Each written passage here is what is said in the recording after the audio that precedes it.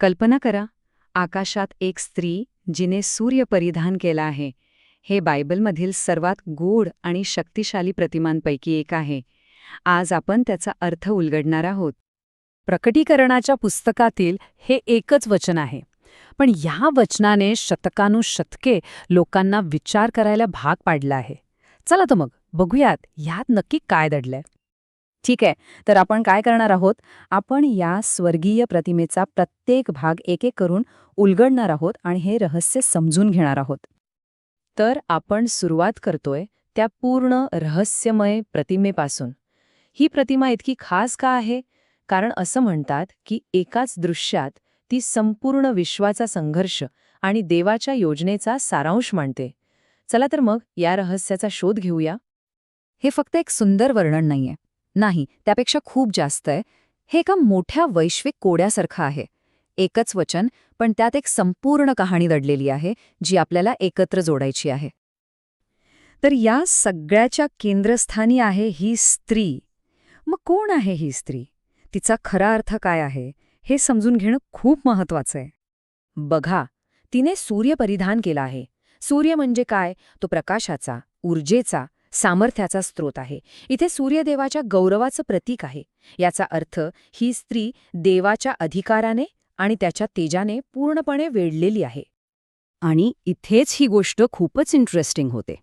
ही स्त्री म्हणजे कोणी एक व्यक्ती नाही, मेरी किंवा ईव नाही, तर ती देवाच्या लोकांची एक संपूर्ण वंश परंपरा आहे. अगदी अब्राहमपासून ते इस्रायल राष्ट्रापर्यंत आणि आजच्या चर्चपर्यंत. ती एका प्रवासाचं प्रतीक आहे, एका वचनबद्धतेचं प्रतीक आहे. आणि हा बदल खूप मोठा आहे. बघा, जुना करार दगडावर कोरलेला होता, तो मोडला जाऊ शकत होता.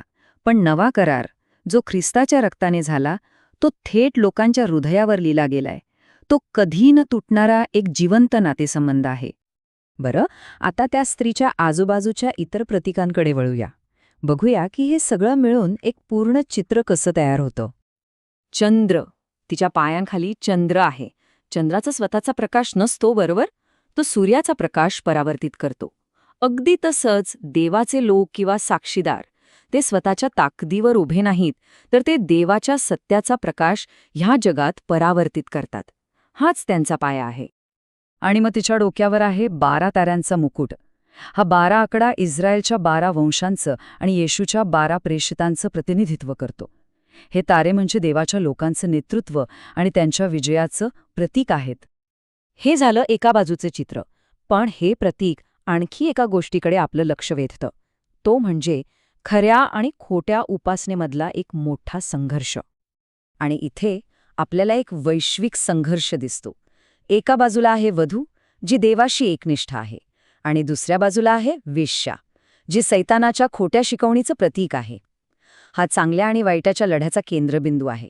मूळ स्रोतानुसार सैतान देवाच्या योजनेत अडथळा आणण्यासाठी या वधूला भ्रष्ट करून वेश्या बनवण्याचा प्रयत्न करतो. ठीक आहे, आतापर्यंत आपण वेगवेगळे तुकडे पाहिले. आता हे सगळे तुकडे एकत्र जोडून पाहूया की अंतिम चित्र कसं दिसतं. तर आता सगळं एकत्र आलंय. स्त्री म्हणजे देवाचे लोक. तिने सूर्य परिधान केला आहे, म्हणजे ती देवाच्या गौरवाने वेढलेली आहे. तिच्या पायांखाली चंद्र आहे, म्हणजे ती विश्वासू साक्षीदारांच्या पायावर उभी आहे. आणि डोक्यावर ताऱ्यांचा मुकुट आहे, जो विजयी नेतृत्वाचं प्रतीक आहे. बघा, किती परिपूर्ण चित्र आहे हे. म्हणून लक्षात घेण्यासारखी गोष्ट ही आहे की हे फक्त एक स्थिर चित्र नाही. ही एक कथा आहे, संघर्षाची, विश्वासाची आणि अंतिम विजयाची. देवाच्या लोकांची संपूर्ण गाथा एकाच शक्तिशाली दृश्यात मांडली आहे. तर मग प्रश्न हा उरतो की एकच वैश्विक प्रतिमा संपूर्ण धर्मग्रंथाच्या कथेचा सारांश कशी काय सांगू शकते? हे आपल्याला आठवण करून देते की कधीकधी सर्वात मोठ्या, गहन कथा या अगदी लहान, संक्षिप्त प्रतीकांमध्ये दडलेल्या असतात. खरंच विचार करायला लावणारी गोष्ट आहे, नाही का?